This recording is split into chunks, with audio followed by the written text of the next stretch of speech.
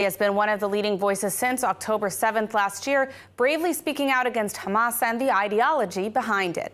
Mosab Hassan Yousef is a Palestinian and the son of the founder of Hamas in the West Bank. He has a remarkable story of how he came to assist Israel as an informant, and he's dedicated his life to fighting the very terrorist ideology he was raised with. Thank you for joining us today, Mosab. Now, we've heard harsh criticism of Israel for the alleged number of civilian and specifically child casualties in Gaza. You grew up with this ideology of Hamas. Can you share a little bit about what Gaza children are taught and furthermore how they're recruited and exploited by the terror group? First of all, it's a culture that is actually not concerned of the children. The abuse process begins at a very early age by indoctrination, brainwashing,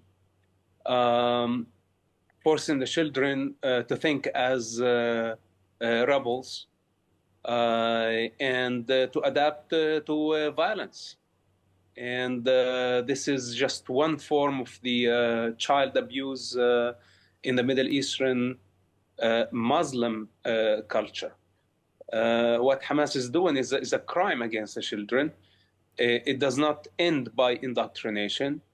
Hamas recruited children for terror activities. And not to forget that some children actually were forced to wear a suicide belt, explosive belt, and they used them as suicide bombers at some point. Hamas won't hesitate to use children as human shields. This is what we are witnessing in Gaza now. Sacrificing children as part of religious ideology.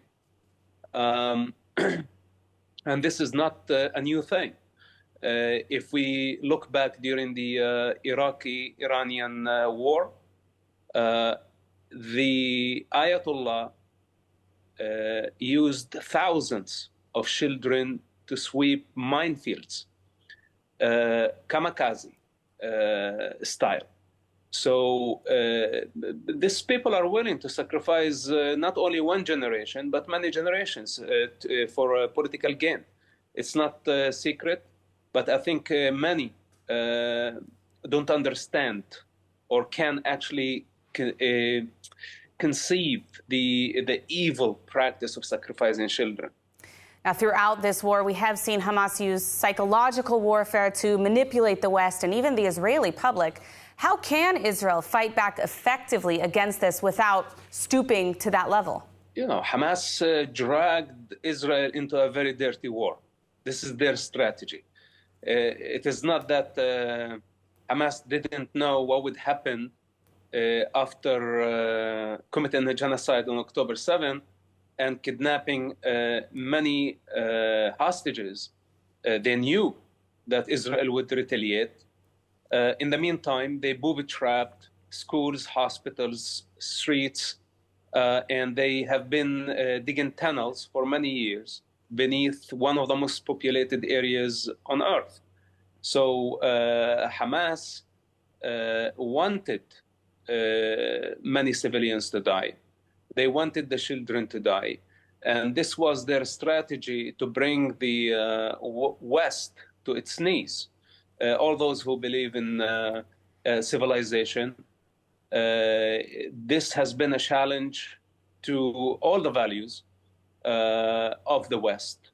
And Hamas knew that they would bring the globe to a crisis where Israel would look like the bad guys. Now, jumping to the United States, Mosab, we've seen the influence of Islamist terror groups as well as their sponsors, Qatar, the Islamic Republic of Iran, very active on campus, acting almost with impunity. Is the United States actually endangered by Hamas as well? And do you think that Americans understand what's at stake here? Unfortunately, they don't understand.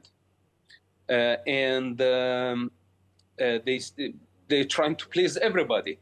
They consider Islamists, communists, just as two colors of the society.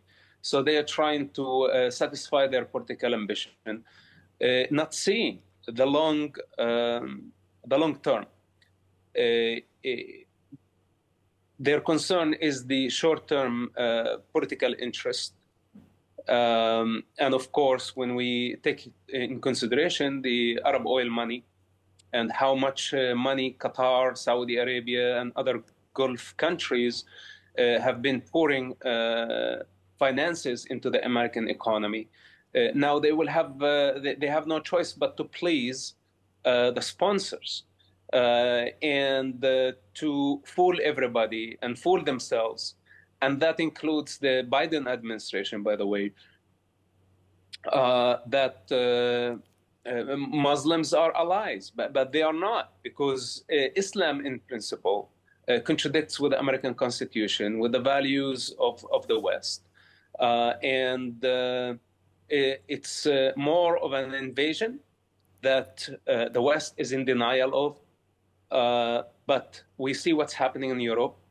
We saw what happened in Lebanon. And in my opinion, Lebanon is a very clear picture of what the Muslims, whether they are Shi'is or Sunnis, when they came to a Christian country, within no time, few decades, they turned it into rubble. They turned it into chaos. They turned the country, they divided the country, which led to one of the worst civil wars of all time. And today, when we look at Lebanon, where is Lebanon? So this is an invasion. And I'm afraid that this is the future of Europe. All right, Mosab Hassan Yousef, unfortunately, we are out of time, but I want to thank you so much for joining us and shedding some light on these issues. Thank you. Appreciate it.